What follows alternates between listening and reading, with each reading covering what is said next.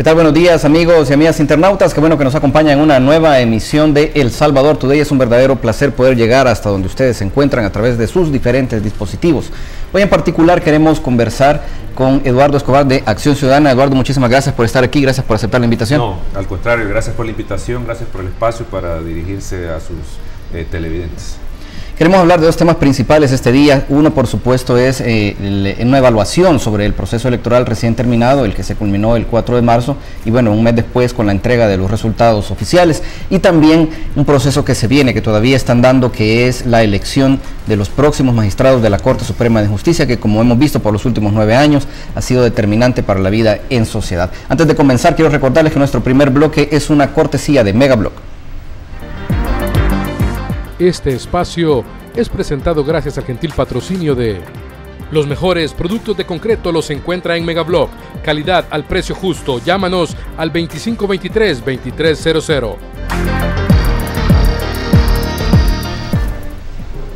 Continuamos, queremos por supuesto agradecer a los amigos de Noticias Menotti, de Interdiario, de El Salvador RX, El Calero de Metapán, El Oriental, Diario de Occidente, Sagastizado Center, Diario Digital Montecristo y Bitácora SB, quienes se unen a esta transmisión en vivo. Eduardo, reiterando el agradecimiento por estar aquí acompañándonos, y bueno, para comenzar por lo que pues acabamos de terminar, ¿no? Y es que recién hace unos días, la semana pasada, el día 4 de este mes, un mes después de que se realizaran las elecciones, tuvimos por fin el resultado final, digamos, del escrutinio final definitivo que estuvo realizando el Tribunal Supremo Electoral. No deja de ser preocupante porque lo mismo ocurrió, claro que con otros matices, ¿no? Lo mismo ocurrió el 2015 y mucho más grave, no se tuvieron resultados sino hasta un mes después, y bueno, y todavía quedó pendiente lo que ocurrió, o sea, todo el conteo de San Salvador. La Asamblea Legislativa se tuvo que instalar sin los diputados de San Salvador, y eso fue pues una vergüenza en realidad. Ahora, creo que y he escuchado que sus intervenciones en otros medios, me parece que hay un consenso tal vez entre las personas que han estado analizando todo el proceso electoral, y es que el principal escollo, el principal obstáculo fue la voluntad política. ¿Cómo evalúan ustedes eso?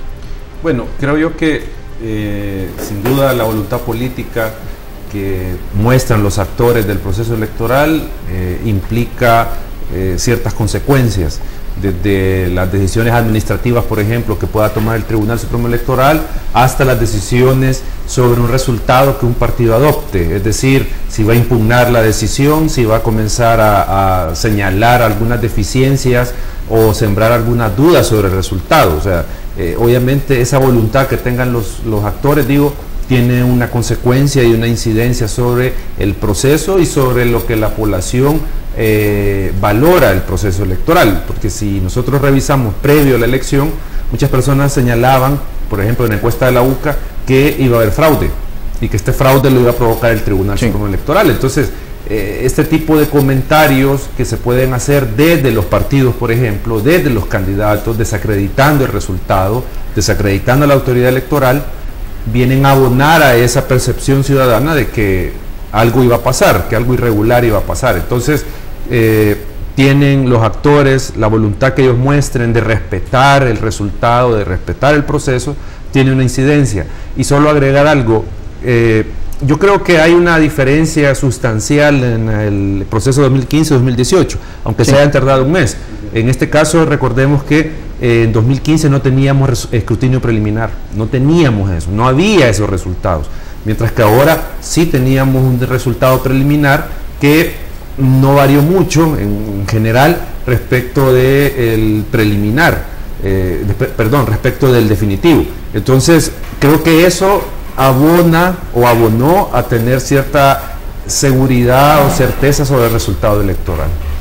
Ahora bien, en temas, por ejemplo, de las inconsistencias, principalmente en el llenado de actas, y es que creo que eso se veía venir a partir de la incorporación, porque en realidad no fue total, digamos, la incorporación de personas que no son de partidos políticos o que no tenían experiencia trabajando en mesa a este proceso. Y pues bueno, vimos casos tan drásticos como el acta que se llenó mal y que después hicieron un papel aparte, un acta diferente, ¿no?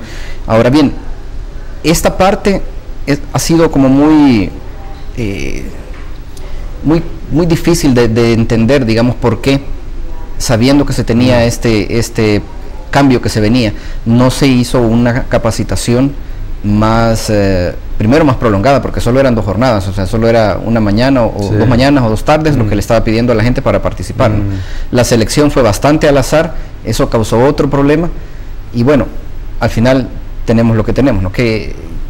¿Por qué o cómo evalúan ustedes el nivel de capacitación que se ofreció, el que se necesitaba y con el que también al final llegó la gente a las mesas? Sí, que lo que yo voy a comentar en este momento se entienda como exculpar al Tribunal Supremo Electoral de responsabilidades que tiene, pero creo que hay que considerar que no solo que haya habido o que hubo una capacitación tal vez no óptima de los miembros de JRD, no solo es responsabilidad del Tribunal Supremo Electoral.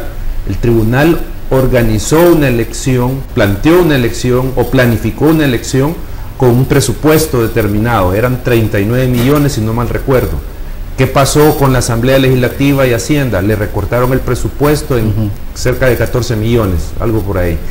Entonces, ¿qué impactó eso? En capacitación, ahí impactó, en publicidad para la ciudadanía de cómo votar, etcétera, etcétera. O sea, tuvieron impactos estos recortes presupuestarios que obviamente llevaron a que estos programas de capacitación sufrieran un poco con el tema financiero. Y también el tribunal había planteado la extensión de los plazos para hacer esto, pero el legislador tampoco aceptó reformar el Código Electoral para establecer este tipo de ampliación de plazos que permitiera al tribunal precisamente dar una capacitación con más tiempo. Entonces, si nosotros sumamos falta de presupuesto, era la primera vez que el tribunal iba a hacer esto, y a esto también se le agrega el tema de los plazos que lo complicó al tribunal, entonces era como tener una tormenta perfecta, pero que creo que al final en general no pasó mayor cosa. O sea, si bien el 10-12% de las actas tuvieron inconsistencias, porque en la acta de la legislativa... El 12% es, sí, o sea, digamos, bastante alto. Pero no llegó hasta el punto de, desde mi punto de vista, un 40-50% que sí hubiera sido problemático. O sea, ¿qué pasaría si hubiéramos tenido el 50% de las actas de escrutinio de todo el país con problemas? O sea, eso creo que hubiera sido... el acabose, por decirlo de alguna manera, pero al final lo definitivo, es decir, el objetivo de toda elección es conocer la voluntad popular. Claro. ¿Se respetó? Yo creo que en general sí, hay señalamientos, por ejemplo, que hace ISD de que el voto cruzado en algunos casos se tiró como abstención, según la información que ellos manejan. Sí. O sea, entonces ahí hay un irrespeto del voto. Pero creo que en general el resultado es lo que el pueblo determinó en las urnas. O sea, en general ese es el resultado, con algunas excepciones, porque se está hablando, por ejemplo, el caso de San Vicente todavía, el caso de la Unión a nivel de consejos municipales, si no me recuerdo. Hay todavía algunos señalamientos que todavía no ha resuelto el tribunal, por cierto. O sea, que no hay resultado definitivo hasta que el tribunal resuelva estos recursos de nulidad de escrutinio que se han presentado. Pero digo, hay una valoración que no solo nosotros la hemos hecho, sino que, por ejemplo, la Unión Europea hizo una valoración tendiente a positiva respecto del proceso electoral que organizó el tribunal. ¿Cuál es, creerías tú, la lección principal que nos dejó la elección del 4 de marzo? En términos organizativos, sí. Bueno, obviamente, y esto lo hemos venido señalando, es urgente, es necesario que en un par de meses sociedad civil, Tribunal Supremo Electoral, partidos, Asamblea Legislativa, la academia, nos sentemos, discutamos los problemas que se tuvieron en el proceso electoral y se planteen soluciones, ya que tenemos 3 años para que la Asamblea reforme la ley a modo de volverla manejable para el Tribunal Supremo Electoral. O sea, porque hay muchas cosas del proceso electoral que el tribunal lo pidió en su momento que se reformaran, sí, y que el legislador no hizo caso omiso de ese señalamiento. Entonces, creo yo de que la enseñanza es, en este momento, corregir los errores, o yo más que enseñanza, el desafío es corregir los errores, las deficiencias que tuvo el proceso. Hablamos de la capacitación de los miembros de JRB, el procedimiento del escrutinio definitivo, que ha sido bastante cuestionado en algunos casos, que habían criterios dispares para contar las actas y contabilizar los votos. O sea, hay una serie de elementos que creo que tenemos tiempo de evaluarlas y tratar de corregir esos problemas para la elección 2021. Excelente. Quiero que aprovechemos todavía el tiempo que nos queda de los próximos 2 bloques para discutir también un poco la relevancia y cómo se está llevando también a cabo este proceso de elección de los magistrados de la Corte Suprema de Justicia. Hay algunos factores ahí que en realidad despiertan, aunque son pequeños, despiertan grandes preocupaciones. De eso vamos a hablar cuando regresemos. Les pido que me acompañen a una pausa. También a ustedes, amigos y amigas internautas, recuerden que estamos en vivo también a través de Noticias Menotti, de Interdiario, de El Salvador RX, El Calero de Metapán, El Oriental, Diario de Occidente, Sagastizado Center, Diario Digital Montecristo y Bitácora SB. Son las 9 de la mañana, 27 minutos. Enseguida volvemos.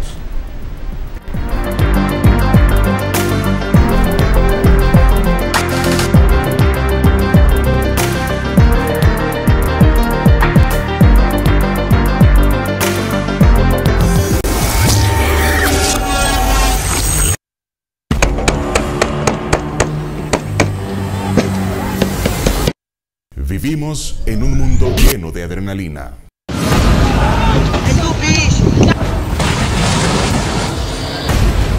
Cuando te toca, aunque te apartes. Cuando no te toca, aunque te pongas.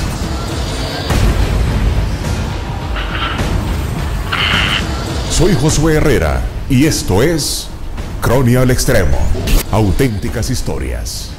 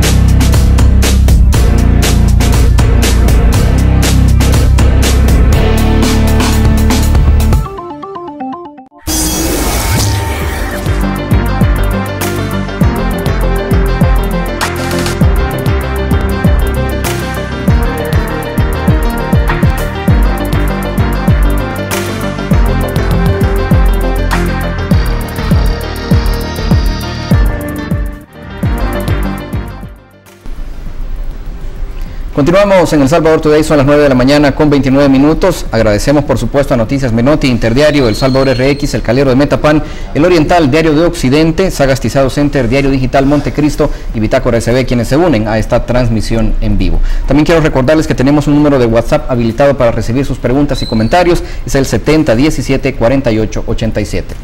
Eduardo, estamos a las puertas de una elección de segundo grado, la más importante, sin duda, de todas las que tiene que hacer la próxima Asamblea Legislativa. Preocupa mucho el hecho de que los partidos, creo yo todos en su momento, han expresado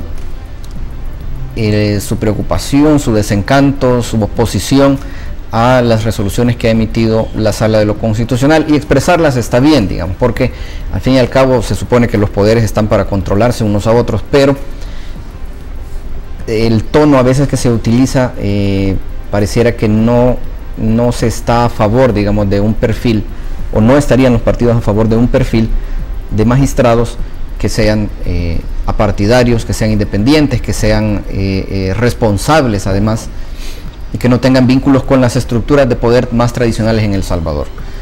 Y bueno, y principalmente pues obviamente con los partidos políticos, pero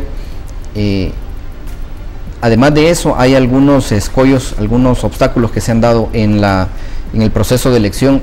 Ayer lo veíamos, pues, el Centro de Estudios Jurídicos se reunió con el Consejo Nacional de la Judicatura porque hacían falta unos documentos de algunos de los candidatos que llegaron de parte de FEDAES. Y preocupa porque son cosas bien elementales, el currículum vitae, las partidas certificadas, la carta que lo certifica como abogado, son cosas que no deberían, o son las primeras de la lista, pues no deberían hacer falta, y no se deja de sospechar de que hay también mala intención en esto. Dentro de los múltiples pasos de todo el proceso que todavía falta para llegar al día de la elección, a las discusiones dentro de la Asamblea Legislativa, ¿qué es lo que ustedes han encontrado como Acción Ciudadana más preocupante? Y dónde, digamos, en cuáles detalles tal vez, como sabemos, se esconde el diablo. La relevancia de la elección legislativa 2018, que acabamos de vivir, de la que acabamos de hablar, era precisamente que los resultados, los diputados electos van a tener la tarea, la encomienda constitucional de proceder a la elección de sala de lo constitucional. O sea, de cinco magistrados de corte, pero 4 de ellos integrarán la sala de lo constitucional y tendrán que elegir al presidente de la Corte Suprema de Justicia.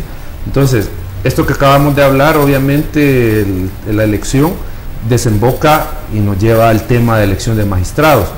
En este caso, como es una elección que tiene diferentes etapas y diferentes actores, creo que habría que evaluar a cada uno. En primer lugar, la Federación, la FEDAES y las asociaciones de abogados realizaron ya su proceso de elección, que fue la siguiente semana de la elección legislativa. Se eligieron a los 15 abogados que van a ser enviados o que fueron enviados al CNJ para conformar el listado de 30, y en este caso lo que usted mencionaba, el problema de falta de documentos, que se detectó esto ahí en el CNJ cuando FEDAES envió esto, pero lo último que yo supe por redes sociales y en el tweet del presidente del Centro de Estudios Jurídicos, Humberto Sáenz, él mencionaba de que han logrado determinar que no hubo malicia en este problema, un problema de falta de diligencia, pero que no se trataba al final de un intento de eliminar competencia y favorecer a ciertos abogados, que en este caso pues los que se mencionaban eran de una UNAJUT, pero por las declaraciones que se han vertido en redes sociales del presidente de Estudios Jurídicos, parece que eso no es así. Pero bueno, más allá de esto, a mí las dos fases que faltan todavía y que son de ponerle atención y de preocupación hasta cierto punto, es lo que se está desarrollando en el CNJ y lo que se va a desarrollar en el seno de la Comisión Política y la subcomisión que se nombre para tal efecto en la Asamblea Legislativa. Y digo en el CNJ, ¿por qué? Porque tradicionalmente las deliberaciones y el proceso de elección de los 15 del listado que le corresponden al CNJ ha sido a puerta cerrada, ha sido a espaldas de la población. En este caso, el CNJ, al igual que en el proceso de elección hace 3 años de otro tercio de corte, fueron públicas las audiencias para entrevistar a los candidatos. Ahora esperamos que se den a conocer, incluso pues se había pedido que fueran públicas las deliberaciones del CNJ para elaborar el listado. No sé si esto, porque ya están en la discusión, hasta donde yo entiendo no se está dando así, pero esperaríamos más información del CNJ de qué criterios utilizó para elaborar ese listado. Y lo último, lo que mencionaba, que es lo que más, a mí, de lo que más me preocupa es el comportamiento legislativo. ¿Qué va a hacer la subcomisión? ¿Qué procedimiento va a seguir? No hay una reforma, a pesar de que se ha solicitado, se reforme el reglamento interior de la Asamblea Legislativa para establecer un proceso transparente con criterios definidos, muy claros, que evalúen la idoneidad de los candidatos. Precisamente sobre la Asamblea Legislativa hay algo que yo quiero entender también. Acción Ciudadana y otras organizaciones que han estado monitoreando este proceso, luego de los resultados del 4 de marzo, son diferentes, digamos, la preocupación. Tenían un tipo de preocupación antes del 4 de marzo y es otra diferente después de las elecciones, sabiendo el resultado, el cambio, digamos, que va a tener la Asamblea Legislativa. Yo creo que sí, hay una diferencia. No sé si todas las organizaciones lo ven así, pero en un inicio estaba la preocupación por, obviamente, la conducta y las declaraciones del FMLN de que pudieran tener una fuerza legislativa suficiente para, junto con otros partidos, tener el control de la elección y poder copar la sala de lo constitucional con personas afines o vinculadas incluso al partido. Estaba esa preocupación. Pero ahora, con el resultado, que aunque suene así, pero el FMLN no se vuelve necesario numéricamente hablando para la elección de magistrados. Simplemente Arena, PCN, Gana y PDC pueden hacer la elección y no necesitan al FMLN. Entonces cambia la preocupación. ¿Pero cómo la cambia? En el sentido de que ahora hay que ponerle la atención, hay que escrutar la decisión que van a tomar estos partidos políticos, sobre todo Arena, que es el que tiene el mayor poder legislativo. O sea, ya no es el tema de que si el FMLN logra controlar la sala constitucional, sino que ahora que la derecha legislativa pueda tener mayor control o controlar la sala de lo constitucional. Ese es ahora el problema, porque recordemos que hay un pasado muy reciente de la derecha legislativa manejando las instituciones estatales, las instituciones de control a su antojo y poniéndolas en función de sus intereses, a que ejerzan sus cargos, sus funciones para beneficiar intereses particulares. Entonces hay ese pasado, y obviamente un pasado también autoritario que está ahí presente, que vuelve necesario girar la mirada, poner ojo crítico en este proceso de elección, porque si era pernicioso para la democracia que el FMLN pudiera controlar la Corte Suprema de Justicia, la Sala de lo Constitucional, igual lo es si la derecha legislativa termina controlando y poniendo gente que esté vinculada o que le va a responder a sus intereses en la Sala de lo Constitucional. Volveríamos a un escenario previo a 2009, donde la mayoría de salas constitucionales que hemos tenido ha estado en función, o al menos, tal vez no en función, algunas, pero han estado en amistad con el poder político. Y no digo de que una sala constitucional tiene que estar enemistada, no, pero tiene que ser un controlador del poder político. Y eso es lo que no habíamos tenido antes de 2009. O sea, eran salas de los constitucionales afines o muy anuentes a las decisiones del poder político, y obviamente no iban a tocar esos intereses. Entonces volveríamos a esa misma dinámica. Y obviamente está esa tentación. ¿Por qué? Porque la derecha legislativa tiene un control sobre la Asamblea.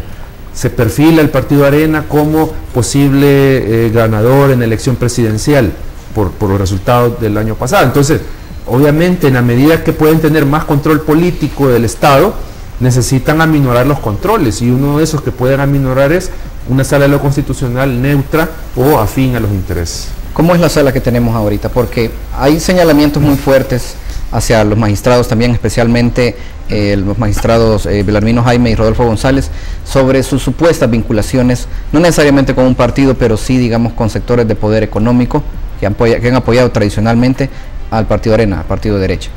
Yo creo que uno tendría que escuchar las declaraciones de los diferentes partícipes de la elección de estos magistrados en 2009, que recordemos fue en Casa Presidencial, sí. Y ellos claramente dicen que hubo un reparto, que 2 magistrados venían con respaldo de la derecha, en este caso Belarmino Jaime y Rodolfo González, y los otros 2 venían con respaldo del FMLN. Pero más allá de eso, yo lo que creo que hay que señalarle, y esto, como por ahí lo dijeron, la historia lo va a juzgar en su momento, estos magistrados, esta sala de lo constitucional ha mostrado un grado de independencia y un grado de actividad en favor de la defensa de la Constitución que no se había, al menos yo no lo había visto, y creo que mucha de la población igual. O sea, han puesto esta sala constitucional a los ciudadanos al centro de la actividad del Estado. Si uno comienza a revisar sentencias y lo comienza a ver desde un punto de vista sistemático, estamos viendo que las sentencias han ido en función de fortalecimiento de la institucionalidad. en favor de los derechos de los ciudadanos, tanto los políticos. Hace poco hubo una sentencia, una resolución, sentencia, por el tema de un enfermo, una persona enferma de cáncer, por ejemplo. Entonces, ese tipo de cosas que se ha preocupado esta Sala Constitucional de potenciar son las que a uno le indican que han actuado con independencia, más allá de que puedan ser cuestionables algunas sentencias, algunos sentidos que le han dado a sus resoluciones, pero en general, y con, creo, nota sobresaliente, ha sido una sala independiente que ha velado por los intereses del Estado y por los intereses de la ciudadanía. Excelente. Acompáñame por favor, Eduardo, en una pausa comercial. Todavía tenemos otros temas que dilucidar, siempre alrededor de la elección de los magistrados, que todavía está por venir. También ustedes, amigos y amigas internautas, por favor acompáñenos a una pausa. Siempre el agradecimiento para Noticias Menotti, Interdiario, El Salvador RX, El Calero de Metapán, El Oriental, Diario de Occidente, Sagastizado Center, Diario Digital Montecristo y Bitácora SB. Son las 9 de la mañana, 42 minutos, enseguida volvemos.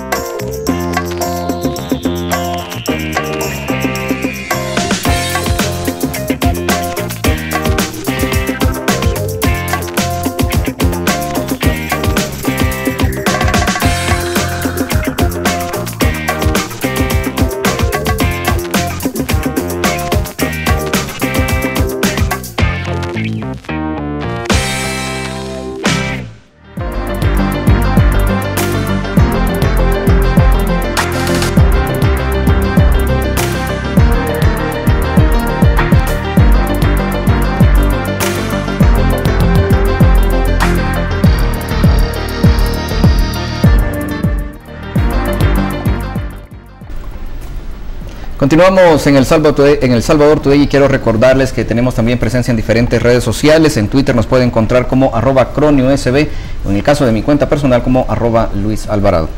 Eduardo, el problema de elegir también a los magistrados de la Sala de lo Constitucional, y un poco a partir de lo que hablábamos también en el bloque anterior, ¿no? O sea, pues sí, hay una repartición, ¿no?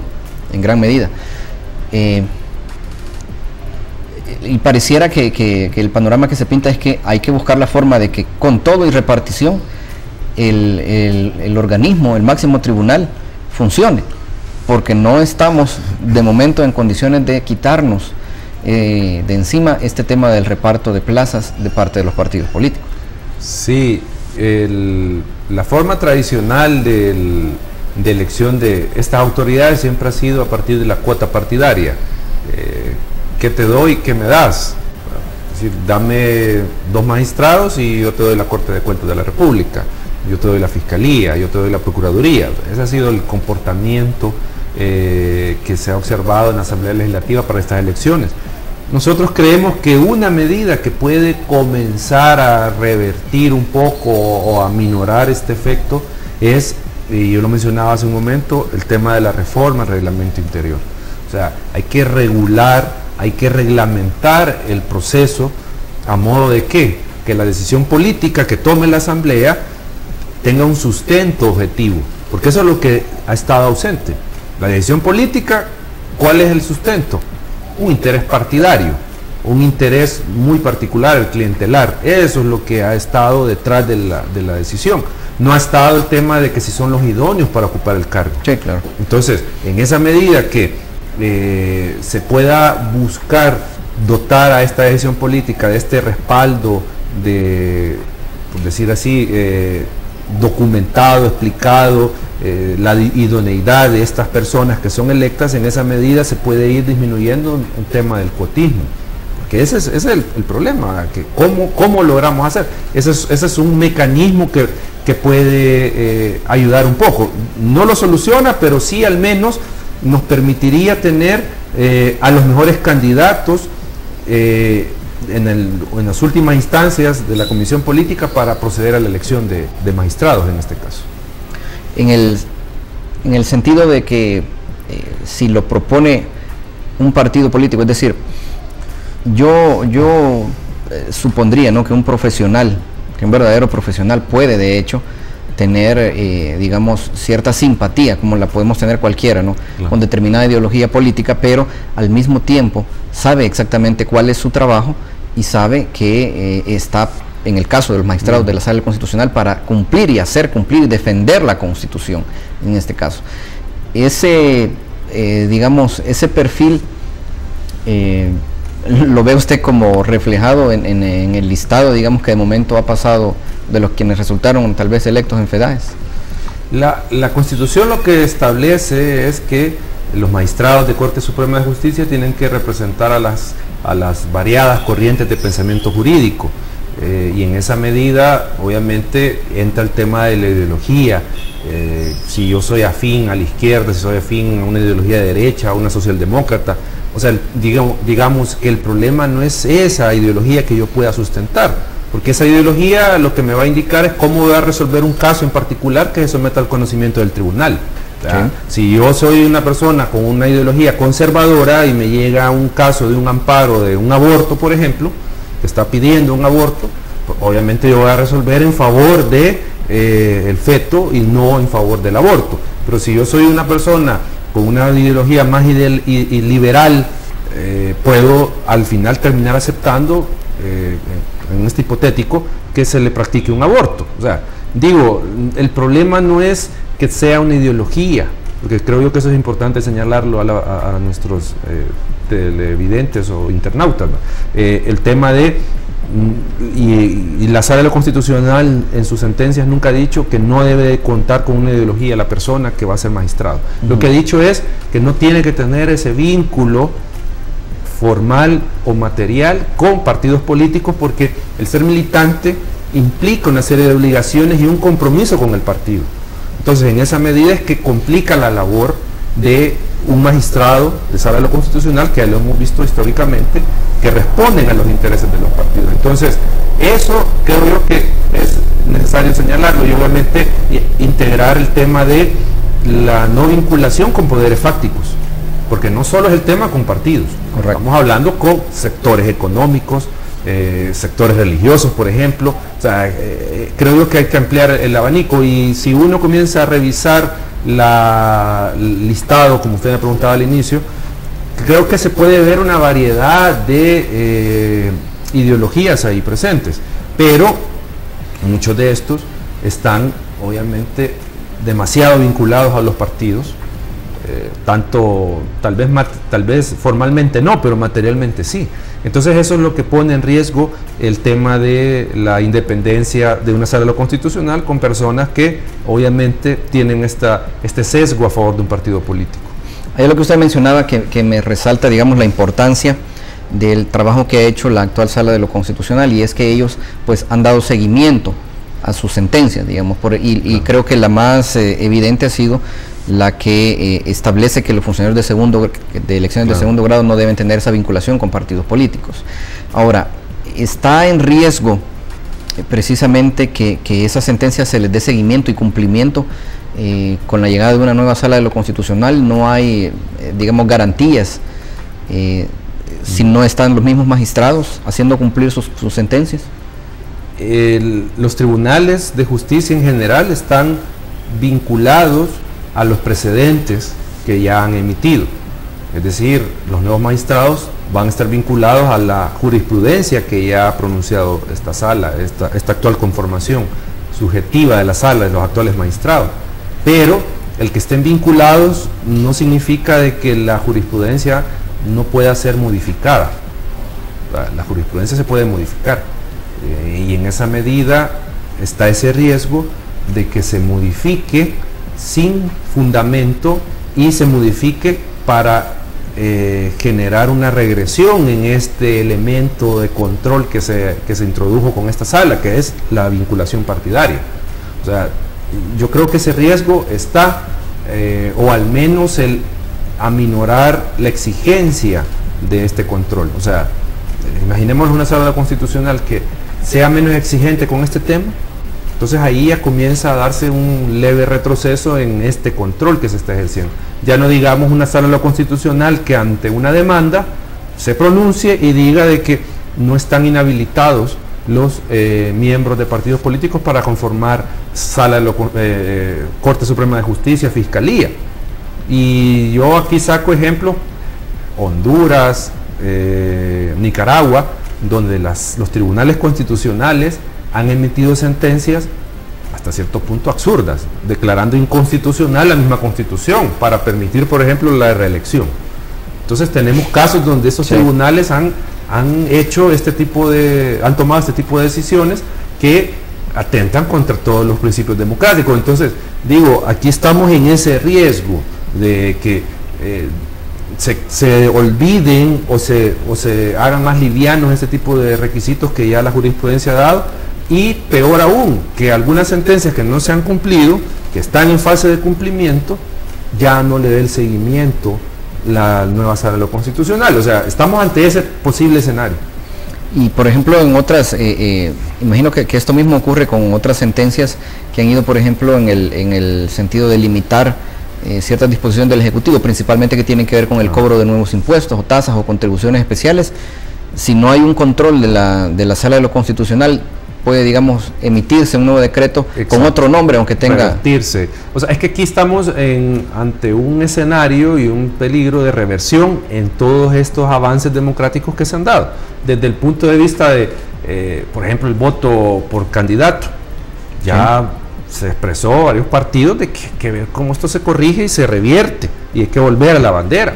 Ya lo han dicho de diferentes partidos. Entonces, ¿qué pasaría si una sala de la constitucional llega con otra idea sobre ese tema, se presenta una demanda impugnando el voto por candidato y pueda declarar que efectivamente tiene razón y es inconstitucional el voto por candidato? O sea, no pasa nada. Esas posibilidades están. O sea, no quiero sonar alarmista ni extremista, pero si nosotros vemos lo que ha pasado en otros lados, todo es posible. Entonces, ahí es donde creo que hay que tener un papel sociedad civil de fiscalizador de qué es lo que van a hacer, cuál va a ser el comportamiento de la nueva sala de lo constitucional. Okay. Eduardo, quiero agradecerte por haber estado aquí, por aceptar la invitación y bueno, por habernos ilustrado en todos estos temas, ¿no? que tenemos que estar muy al tanto, preocupados y principalmente pendientes de cuáles son las decisiones que toman, bueno, los funcionarios que hemos elegido, ¿no? Así es. Bueno, gracias de nuevo. Y gracias, y te esperamos también en una futura ocasión. Con gusto. Amigos y amigas internautas, también queremos agradecer a ustedes la atención que nos han prestado a lo largo de este programa. Son las 9 de la mañana con 54 minutos ya, y por supuesto que agradecemos de nuevo a los amigos de Noticias Menotti, de Interdiario, de El Salvador RX, El Calero de Metapán, El Oriental, Diario de Occidente, Sagastizado Center, Diario Digital Montecristo y Bitácora SB, quienes nos han estado acompañando en esta transmisión en vivo. Recuerden, el costo de desentenderse de la política es ser gobernado por lo peor que la sociedad tiene para ofrecernos. Hasta la próxima.